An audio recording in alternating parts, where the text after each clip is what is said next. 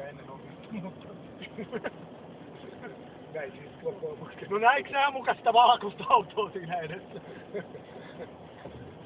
Mä nähnyt, kun mulla oli kamera naaman edessä, niin sun olisi pitänyt nähdä.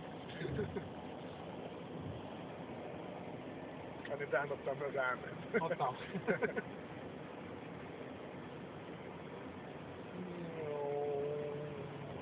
Ajetaan Amerikan freeway. Voidaan kato nopeuttaa sitä, sitten näyttää, että mä ajettaisiin oikeesti vähän kovempaa. Totta kai mä yleensä laitan 1,5 sekkaa. No nyt tääkin tuli tänne mukaan. Täytyy editoida myös äänet pois. Kuuluu se puuttuvat 17 minuuttia.